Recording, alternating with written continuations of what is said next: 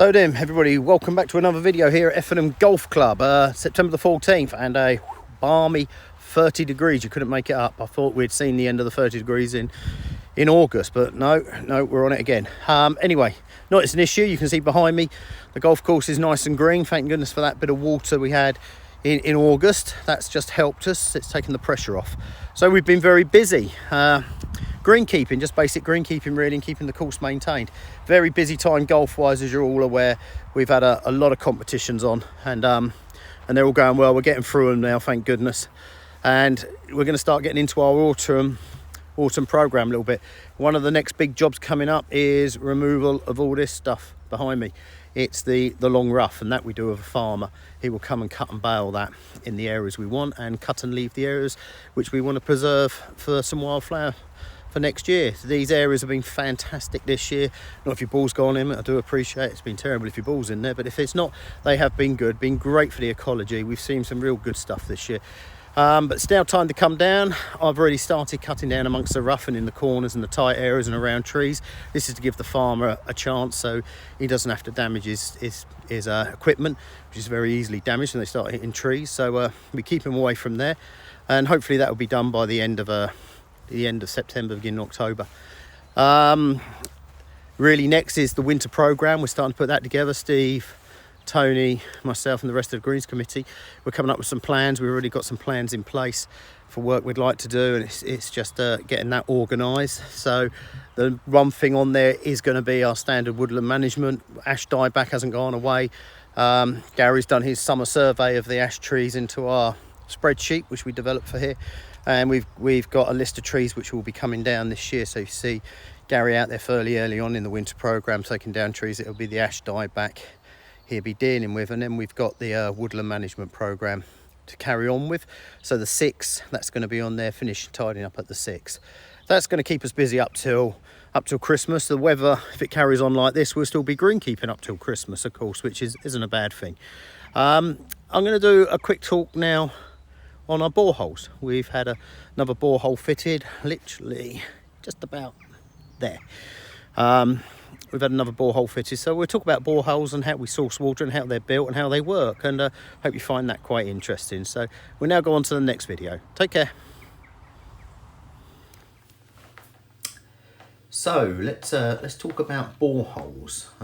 Currently run 2 boreholes here at Effingham Golf Club. We have an upper borehole and a lower borehole. The upper borehole is behind the 11th green and was put in 1994, and the lower borehole is our new addition, which was put in this year, and that's down by the 3rd tee, between the 3rd tee and the pond. And a lot of you have been watching that being installed. So 1994, the upper borehole went in. It's gone down to a depth of 100 metres. It's for roughly a 10-inch pipe or tube all the way down.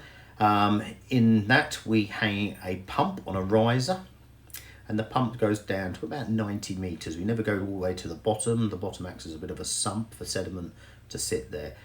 That works from a control panel in our pump house, and it works as a scavenge system. So as the borehole fills up, the pump kicks in, and as it drains down, as it gets down near the pump, it hits a sensor and it stops pumping, and then it recharges. It's called recharging the boreholes. This is the water coming in. So we're in chalk, as we know, and even down at 100 metres, 300 foot, we're still in chalk. Chalk is fairly wet. It holds a lot of water. That's the good thing. Bad thing is it doesn't like giving it up. It hangs on to its water. It's unlike the sands when you get between here and London, which can be very wet, and it's very easy to subtract water from there. It's very difficult on the chalk. So we put a tube in. The water seeps out of the chalk into this tube, but it does it very slowly. Hence, you will never have very high productive boreholes at golf courses or on chalk, or anywhere where they're on chalk. So the top borehole, it produces, we're absolutely dependent on weather, rainfall. If it obviously rains a lot, we get more water, but it's between about 8 cubic metres and 15 cubic metres per day. So then we come down to the lower borehole. So we know how important water is for us. We know we need to be self-sustained on water, and this is something we're very proactive with here at Effingham. So Over the last couple of years, we've managed to get this borehole approved and funded, and it's now been installed. So this borehole started at the beginning of March, and the company came in, Nichols came in, they drilled this borehole down. Yet again, we've gone down 102 metres this time. So why 102 metres? Well, it's not just a complete guess. We've got geology reports, national geology reports. We know there's water there. We do some homework with other boreholes in the area. We find out how much they produce. So we know we've actually got water down there before we go drilling. To have a completely dry borehole would be very, very rare and quite bad planning. So 102 metres is the geologist's advice on that. You can go too deep. You can actually go through your fissure of water and go into a completely dry area underneath and basically just create a big sump where you're draining the water out, bypassing the pump and going down much further, which is a pointless exercise. So you need to be where the target water is. So 102 metres was the target water down there. So it's drilled. It's drilled with a rotating drill bit and high pressure water that gets blasted down, which then blows the sediment which is being drilled back out, comes out as a slurry, a white slurry in our case, and that's just we're lucky enough we had a big enough area we could just put that into the woods. Once we got the hole drilled and we know we're hitting water, we know we hit water because the slurry that's coming out sort of doubles all of a sudden. So you know you're hitting water. The experienced well digging guys, they know, they can pretty have a good estimate on how well the well's producing from there. So we get the hole drilled, and then we insert a plastic blue pipe all the way down to the bottom, and about the bottom 30 metres this pipe has perforations in it to allow the water in, and this pipe is then, as it's pushed down to the hole, centred. They then pour a gravel all the way around it, which makes a seal. So the borehole isn't touching, the plastic isn't touching any sides of the borehole, the chalk is actually hung, suspended there. And then there's a plug put in for about the last 10 metres. There's a clay pellet poured in around the top, and this clay pellet then actually goes rock hard, and this seals the top of the borehole. So now what we've ended up with is a tube down there, 100 metres, 102 metres, 30 metres of perforation in the bottom, and it's sealed with gravel and some clay at the very top. Our next step was then to fit the hardware, so the pump goes in, and this is done on a plastic pipe, plastic riser. There's a cables in there, and with this time we've used a slightly different way of measuring the water and kicking the pump in and out. We've used two sensors, so we have a lower sensor and an upper sensor. Basically, as the upper sensor gets wet, it tells the pump to switch on. When the lower sensor becomes dry, it switches the pump off, and then the borehole will recover, and yet again it fill back up, and when the top sensor gets wet again, it kicks back in. So that's one way, that's a safety thing of doing it.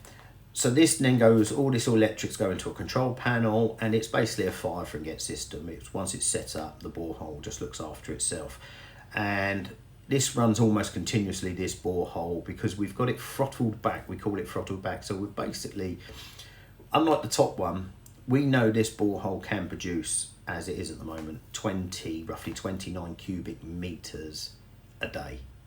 And that's what it's producing at the moment. So it continuously runs. The water coming into the borehole is matching what we're pumping out.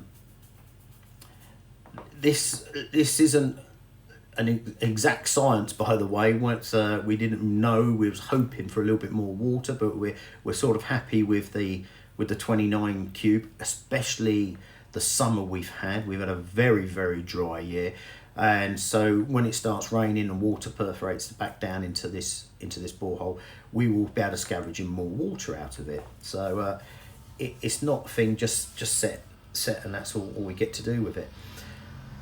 Now we've got the two boreholes running, and we harvest water, of course. That's very important to us. We harvest water through the reed bed. We're hoping we're going to be sustainable on water, that we don't have to get the hose pipe back out and start buying water.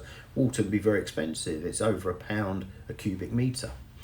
And the worry thing is, if we ever have, we're getting these dry summers like we're seeing on President, 30 degrees today in September the 14th, unbelievable.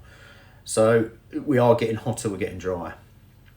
And so we need to be sustainable with our own water. We can't be relying on the mains and, you know, the water company just letting us splash water all over a golf course. We're not very high up the list for water needs, to be honest with you. So the 2 boreholes working now, fingers crossed, we're going to be okay. Hope that gives you a little bit of an insight into boreholes and how we're running it here at Effingham Golf Club. Enjoy your golf. As always, stay safe, and I'll speak to you soon. Cheerio.